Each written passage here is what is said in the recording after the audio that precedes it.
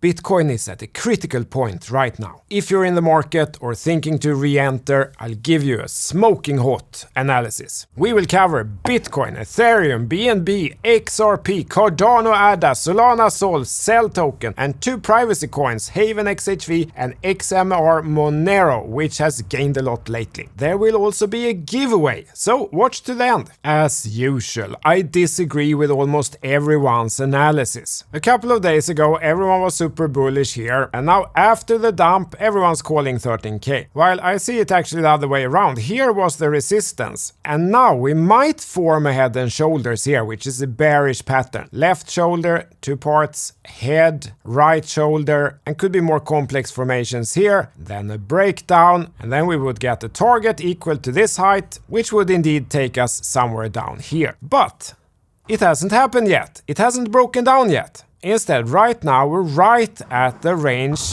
boundary.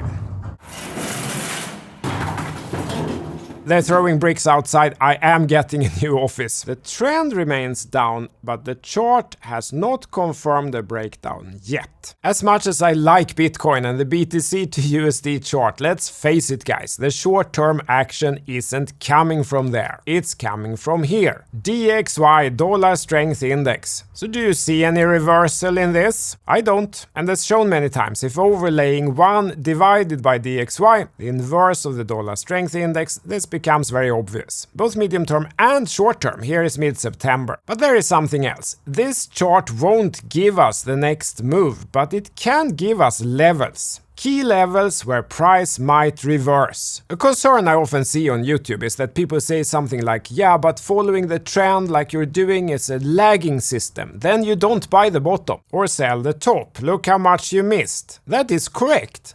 You never buy the bottom in a trend trading system because you don't know it's the bottom when it's the bottom with that methodology. The objective is instead to get in as quickly as possible after the bottom has happened, or get out as quickly as possible after the top, not at the top. But if you want to buy the actual bottom, you need to use another methodology. One such methodology is range trading. Then you buy the bottom of the range and hope it reverses one more time. And if it does, you can for example sell the range top, which in this case would be here, or if you're a more optimistic person, possibly here.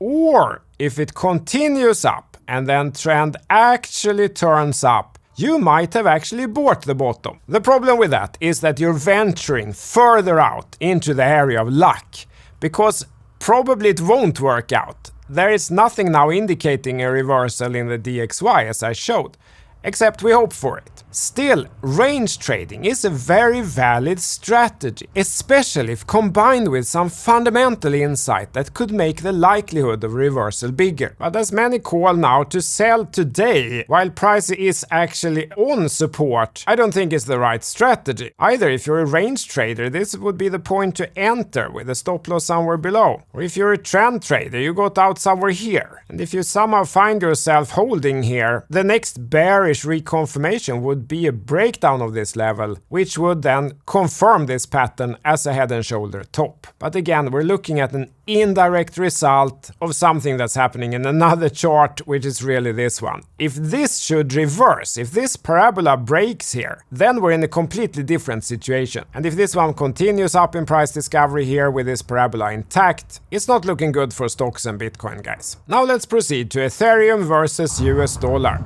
This is not pretty. Trend has conclusively turned down again. This is a topish pattern with a neckline that broke down. Ouch. Ethereum to BTC is a little bit less clear. ETH fell out of this channel, managed to climb back in anticipation for the merge. Then yesterday fell out again. Today is trying to climb back. But the momentum of this channel has definitely stalled out. The move before the merge did not manage to reach the top of the channel. And if we focus only on the horizontal level, level, ETH to BTC did not manage to hold above this support line. And of course we got nowhere near the point where Ethereum would flip BTC as the largest coin, which was up here. And the merge narrative was clearly not enough to make that happen. Solana to BTC has struggled with this level lately, 0.00166. It was support many times here back in July, then in mid-August it broke down. Now it has acted as resistance again and price has not managed to break above that level. Trend remains down on most time frames. A chart that looks completely different is really BNB to BTC. As you can see here, it's been in this very clean range, then the range broke out in early August, and if we zoom in, we see that that range breakout has held. In the first week of September, price tried to break out to new price discovery. That has so far not succeeded, but the main breakout from the range has held. Trend remains up on almost all time frames, 3 days, 1 day, 1 week. So right now this remains actually one of the most bullish charts. CEL token Celsius is one that's heavily debated on social media right now. I'm sure you've seen that. It almost went to zero here when the company went bankrupt. Then there's been an enormous short squeeze that has so far been rather successful. Now price is bumping up against this resistance level. It broke above it twice, but has come back again. That's a level that has been key for this coin several years before the bankruptcy. Looking at CEL versus USD, it's the same story. Here it's this support resistance at $2 that broke out once, broke out twice, but rejected. And that would really be the key level to reclaim for those hoping for a bullish continuation of this one. The shorters won't agree. Another one that's heavily debated on social media is XRP, with everything that's going on with the Ripple versus the SEC lawsuit and so on. And as so many other altcoins, this one is much cleaner on the BTC chart than on the USD chart. It's sitting in this range that goes back 5 years. The bottom of the range broke once, but it quickly recovered. Then the top of the range has held ever since. We're in the middle of the range here. There's not much reasonable action to take there. Do you remember this point in Cardano ADA in September 2021, when the Cardano team did a huge upgrade and added the smart contract functionality to the blockchain? And it was successful. It worked out. What happened? Price dumped like there is no tomorrow. Does that sound familiar after last week's Ethereum merge? It often happens like that, and I said it here on the channel before the Ethereum merge. But since then, Cardano to BTC has shown some strength. It landed a pretty double bottom here, reclaimed the 2k sats level, and then it's been building what is actually a bottom formation, bumping up against this resistance at 2400 sats.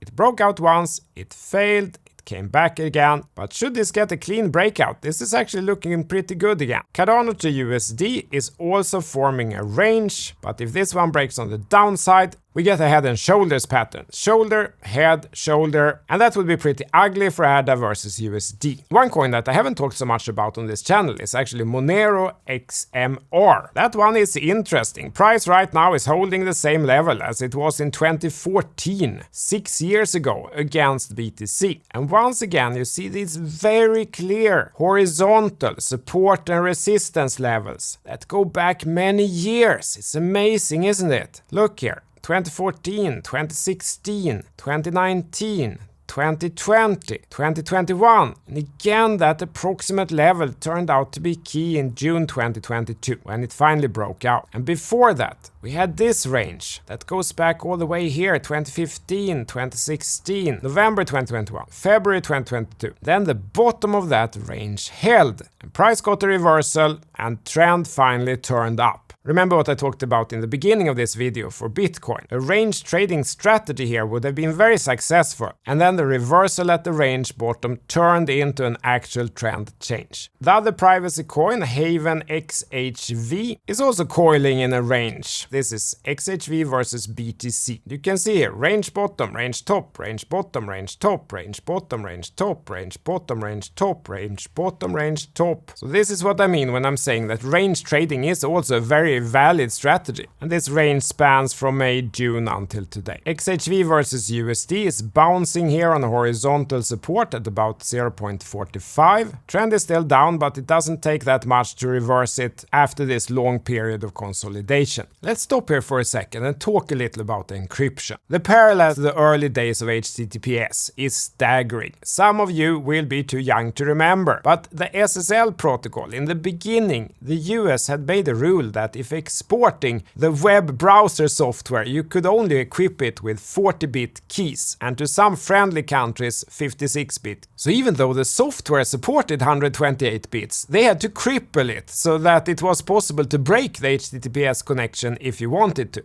Because even at that time, 40 bits meant no encryption really. Anyone with a PC could crack it in that day. Of course, today this seems insane. There would be no e-commerce, or important emails, or web meetings, or online banking, or anything really that we do on the internet today, except perhaps reading public web pages. At that time, many people couldn't see the potential of internet beyond reading maybe the newspaper. And now here we are again, and repeating the same thing again. A payment system isn't going to work if anyone in the world can look straight into everyone else's wallets and see not only how much money they have left, but every other transaction they have ever done as well. How can you do business then?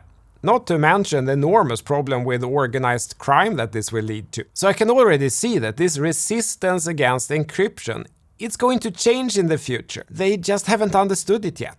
But just as it took years with the internet, it will take years with blockchain too, until there becomes some rational discussion. In the beginning, it seems new and unfamiliar and scary, and then you find some criminal that has used this new technology, be it internet or the mobile phone or HTTPS encryption or blockchain, and then it seems even more scary. I'm sure it was the same when someone invented the wheel and then some thief used it and ran away with all the potatoes. Now, unlike many more radical viewers perhaps in the audience, I'm actually not in favor of opening up all technology to everyone. I think it makes sense to restrict access to technology that's dangerous, for example to create nuclear weapons. And I'm happy that we have fewer guns around here in Sweden than in the US, for example. Development has gone a little backwards here as well, but still today I'm quite happy that mad people in Sweden usually still has to settle for waving around their fists instead of something more dangerous. But the thing with encryption, like SSL or HTTPS or blockchain encryption, is that it's actually not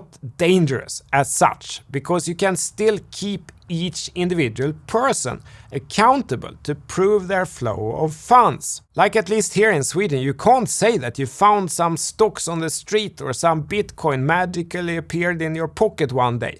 You need to show where it came from. And if you can't do that, you have a problem. And these protocols have view keys, so the actual owner can still show the transactions, for example to show flow of funds to a tax authority. It's just that other random people, business partners or competitors or neighbors or hackers or crooks can't do it. But having said all this, I think it will be hard headwind for a couple of years for the privacy protocols until there starts getting some real incidents due to the lack of privacy. And then there will begin voices to find solutions. And then it turns out the solutions were there all along, and then the narrative will change. And so far there are no rules against it, as far as I know. And I like people pushing technology forward within the framework of what is permitted as part of our democratic process. And right now they are doing that. I received some payment in XHV a long time ago in my company. I'm giving that one away. It's a small amount, 584 XHV, worth $264. But you never know. If this project actually makes it in the end, that could become worth something one day. And if not, well, then you got it for free. These XHV guys have worked for 4 years against the wind the entire time. Hackers, market manipulators, now regulators causing new confusion, and they just keep going. Everything that succeeds is a long line of problems, followed by one freak success, usually through something you could never imagine. For Haven, that could be this ThorChain integration if that succeeds. I think hard technical work with actual innovation is worthy our support. To participate in the giveaway, make sure you are subscribed to the YouTube channel and write something interesting in the comments about Bitcoin or the markets or any of the projects I've talked about today. Then we'll pick a winner towards the end of the week and send these coins to you. You are responsible for your own taxes on your side. Pay your taxes, folks. I looked little in the code, there's definitely work ongoing here, but I haven't looked enough to know how far this is left. The next chain vote for next chains to be integrated in ThorChain. Next up is chain 16 and then chain between 10, 16 is Binance Smart Chain, and 10 is Haven. By the way, if you are a member, make sure that you have joined the Discord server. And also, if you're a member, make sure you receive the weekly Friday TA reports. I think it was again pretty useful here last Friday, where we highlighted that the trend was still down. That was then with prices 9,833. If someone asks you to pay for them or sell them separately, it's a scam. If you've taken the course, you receive them for free, and that's the only way to get them. If you want a more systematic approach for your investing or trading, I of course like my methodology and toolset the best, or I wouldn't use it. You get it here on my website. And if you don't like it, then don't buy it. There is a lot of things going on in the world and in this industry that I think is worth being upset about. Someone selling appreciated education in methodologies that actually work isn't one of them, in my opinion. I feel that there is too much infighting in crypto, while the real problem is trying to get this industry as a whole to succeed, and we better not lose all our money on the way. I wish we set the short-term differences aside and worked more together.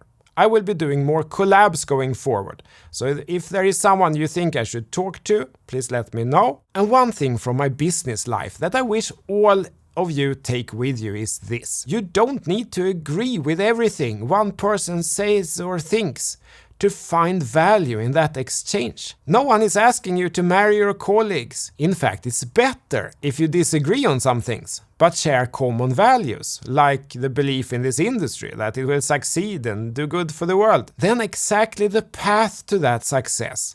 It's good if we disagree on. Then we bring our different perspectives, and perhaps we all learn something. I'm fine to be criticized, or if people don't agree with me, I can take it, and maybe even learn something. Thank you, tack! CTO Larsson out! Hej då!